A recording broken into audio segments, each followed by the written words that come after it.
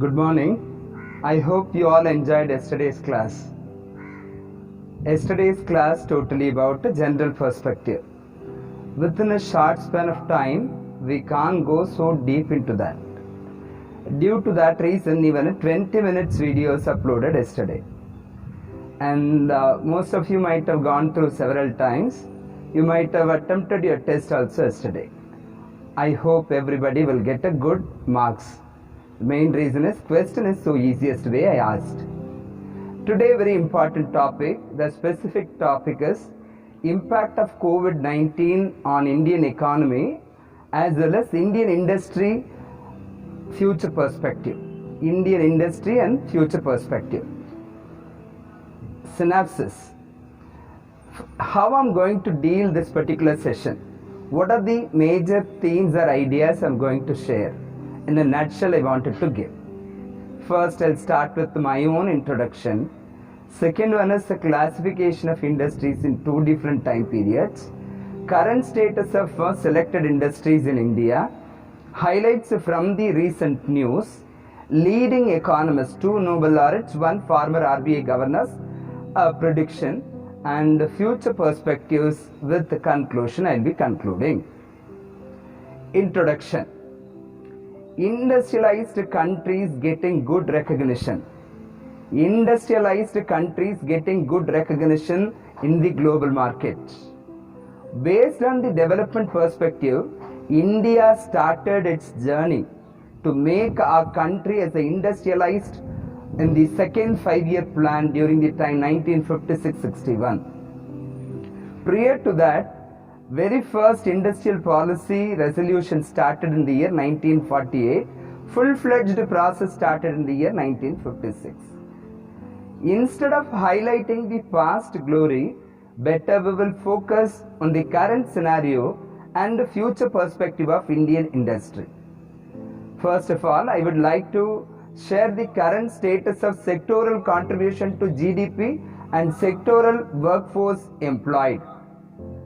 Current status of sectoral contribution to GDP. We might be knowing, yes, India's agrarian economy, still it is agrarian. No, it is a service oriented.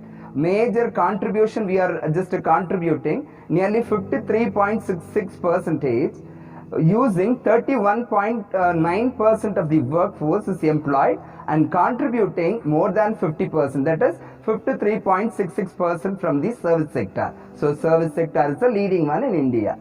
Second one is the industrial sector. It contributes 29.02% and employing our workforce employed in this particular sector is 24.89%. And how we are recognized across the globe, even in the earlier years 1950s, India's agrarian economy, but now agriculture and allied sector contributes only 17.32%, using 43.21% of workforce employed in the agricultural sector. This is the sectoral contribution. Now I am going to move on to the classification of industries in India. How even earlier days cottage industry, like khadi and village industries, small scale industry, medium scale industry, large scale industry. But recent now the terminology is totally changed. New definition for MSME, micro, small and medium enterprises, approved by the government of India in the year 2008. They categorized three different industries. How micro enterprises are those business with revenue up to 5 crores. Turnover should be rupees 5 crores annually. And beyond this, in case of 5 crores to 75 crores, any industry, in case if they are just getting as a revenue or a turnover, that industries or enterprises is called as a small scale enterprise or small scale industry. And medium enterprises business is a revenue from 75 crores to 250 crores. Annual turnover beyond this 250 crores is a kind of large scale industries. Current status of selected industries in India. These are the some news even through a website and as well as from the newspaper what I got it. I am highlighting in front of you. This is an eye opener for you. This is not a detailed study or detailed depth ideas and all. This is an eye-opener idea I am sharing. From this you should go beyond this and do kind of analysis in your own way and develop and understand the economy clearly. India ranks second India ranks second position globally in food and agricultural production, while agricultural exports were to the tune of rupees $38.5 billion. The construction and real estate sector is the second largest employer after agriculture. Please understand, even most of them are engaged in the agricultural sector. The second majority of the people engaged in construction and real estate sector, and a vital sector to gauge economic activity. The Indian textile industry is estimated at $150 billion and contributes 7% of industrial output and 2% of India's GDP, while employs over 40 million people directly. Let me restate again. Indian textile industry is providing job opportunity to 45 million people in India. The Indian IT industry is a major exporter of IT services with $180 billion in revenue and employs over 4 million people. India's telecommunication industry is the world's second largest by number of mobile phones, smartphone and internet users. It is the world's 10th largest oil producer. India is the world's 10th largest oil producer and 3rd largest oil consumer. The Indian automobile industry is the world's 4th largest by production. It has $672 billion worth of retail market, which contributes over 10% of India's GDP growth, and as one of the world's fastest growing e-commerce market. Let me repeat again. India, that retail market, it has $672 billion worth of retail market, which contributes over 10% of India's GDP, and as one of world's fastest growing e-commerce markets. India is the world's 4th largest natural resource, with mining sector contributes 11% of country's industrial GDP and 2.5% of total GDP. It is also the world's second largest coal producer. India is also second largest cement producer. India is also second largest steel producer and 3rd largest electricity producer. Imagine our base of industrial strongness. So far we discussed about different industries which is dominating and contributing, even supporting society's development, providing major employment perspective. So far we discussed. Now we are going to see highlights from the recent news. Coronavirus lockdown impact. 25% of startups face serious challenges if coronavirus remains for long. Why? The reason is, even most of these startups started past 6 years or 1 year. This is a starting period for them for the startup. They can't develop within a very short span of time so strong. They need minimum 2 to 3 years to settle down and to build up their own business more productively and a profitable way. So 25% of the total startups started within a short span of time. This will face serious challenge. Second is $1.5 billion impact. Supply disruption badly hit pharmaceutical exports or pharma exports. Let me repeat again. $1.5 billion impact. $1.5 billion impact. Supply disruption badly hit pharma exports. Sugar production in the country has registered a decline of 20% and at 24.7 million tons as of April 15, 2020. India's exports dipped by 34.57%. The decline in exports has been mainly due to ongoing global slowdown, which got aggravated due to the current COVID-19 crisis. The latter resulted in large-scale disruption in supply chains and demand resulting in cancellation of orders. Imports in March dipped by 28.72% to US dollar 31.16 billion. It contracted by 9.12. Please understand, imports it was 28.72, it has contracted again 9.12% to US dollar 467.19 billion in 2019-20. India's overall exports, including goods and services combined, in April-March 2019-20 are estimated to be at US dollar 528.45 billion, showing a negative growth of 1.36% over the same period last year. Trade deficit narrowed to US dollar 9.76 billion in March this year from US dollar 11 billion in the same month last year. It was US dollar 152.88 billion in April-March 2019-20 compared to US dollar 184 billion in the previous fiscal. Weekly unemployment rate spikes by 27.1%, says Center for Monitoring Indian Economy. CMI is Center for Monitoring Indian Economy. Now, I wanted to quote example also, which was quoted in the Hindu newspaper on 13th of May 2020. Massive job loss from the Hindu newspaper. The study was conducted by Azim Premji University COVID-19 livelihood survey. They conducted for about 4,000 workers across 12 states, and data were collected between April 13 to May 9th of 2020. The respondents were selected through a sampling method to ensure diversity in location and type of work done. The sample is not a representative of the state or a country. It shows increase in hunger in rural areas. 70% of the people, they say that this COVID-19 has affected them worstly. Even they feel that hunger one or the other time. Nearly 70% of the respondents replied. In urban area, 80% of the respondents saying, yes, we are also facing hunger situation. And the second one, essentials are elusive, 34% from the rural area and 61% from the urban area. Debt rises, even their debt burden as rises.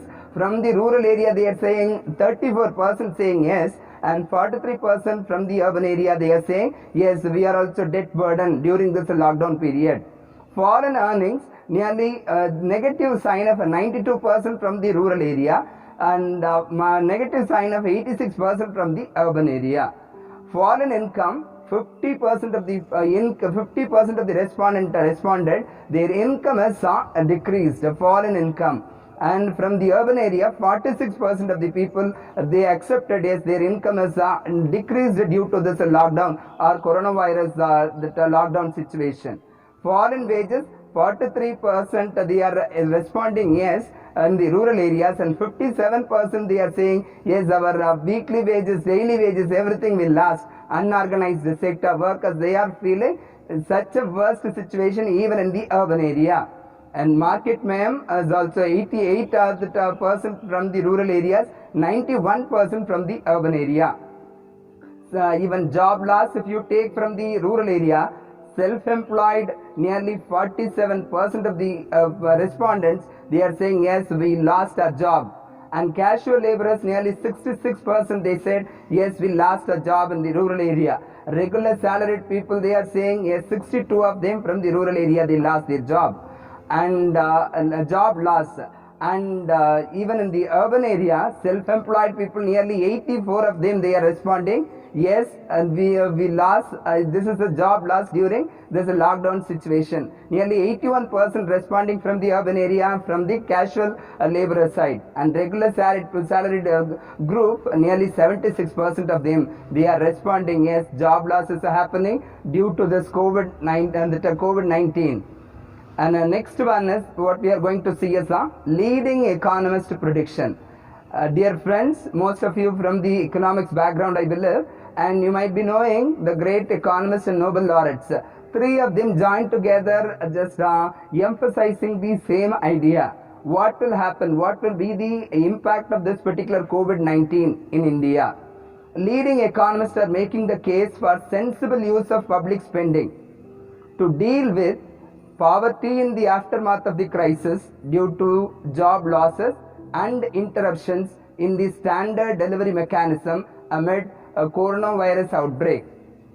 Economist Nobel laureate Amartya Sen, former RBI Governor Dr. Raghuram Rajan, and Professor Abhijit Banerjee, former Nobel laureate, have suggested measures to deal with the coronavirus that has pushed thousands of people into dire poverty.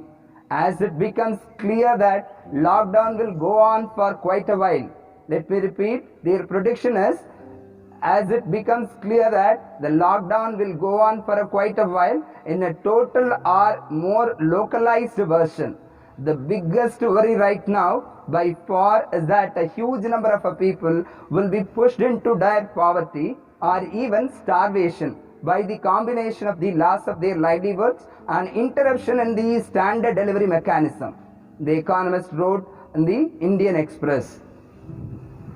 Future perspective and conclusion. Business enterprises improve their competitive abilities. Business enterprises must improve their competitive abilities. Not only business enterprises alone, even nation too should improve their competitive abilities. Blind faith in competition misses the reality. Blind faith in competition misses the reality that human capabilities have advanced more than other species have by evolving institutions for collective action. Future perspective. To overcome this pandemic will require collaboration among scientists in different disciplines and among diverse stakeholders, and collaboration among sovereign countries. Improvement in abilities to share and govern common resources have become essential for human survival in the 21st century. Innovations are required at many levels to create more resilient and just world. Innovations are required at many levels to create more resilient and just world. Innovation is essential in the overall design of the economy. Innovation will be required in business models too, not just for business survival, but also to move business out of this current struggle. Changes will also be necessary in our life pattern, our work, our consumption habit, and in our personal priorities. To make our industrial base to be even more stronger, every stakeholder should do collaborative work in proactive manner. Let me repeat the strong point and a conclusion point. To make our industrial base to be even more stronger, every stakeholder should do collaborative work in proactive manner. As young minds of audience, those who are attending this webinar program, and professors, those who are attending this program, you should take all these as a challenge. Students should design in their own creative device to overcome the future hurdles in their own future business perspective. Professors should support them and even encourage them and mold them in such a manner so that they will be strong enough to face any kind of hurdles, any kind of a disturbance in future. They will stay strong and they will win all kind of epidemic, pandemic, or any kind of a warlike nature. So my humble request again is collaborative work with a proactive manner is going to make even more stronger industrial base. Overall country's development will be sure and sustained. Only through future generation, young minds, India can be superpower. How our former President APJ Abdul Kalam expected, not by 2020, even the years to come, we can able to achieve our country as a superpower nation. Everything in the hands of the young minds of our population. Yes, you are the key role. You have a key role to develop our country. With this note, I wanted to thank for the very good opportunity this particular college, Krishnasamy College for Women, was given to me, and even management, principal, dean, and head of the department, Dr. Cuba ma'am. Even they provided a good chance to me to interact with you through this webinar program. I hope you all just understood all the ideas. In case if you wanted to have any clarification or any kind of debate kind of discussion also, I am ready to be with you and I am ready to take it in a positive way. Please, you can take my number and mail ID also from the organizer. Through them, I'll interact with you. Thank you for the wonderful opportunity. Yes, stay safe and stay home, and surely we can win this pandemic war very soon. Thank you so much.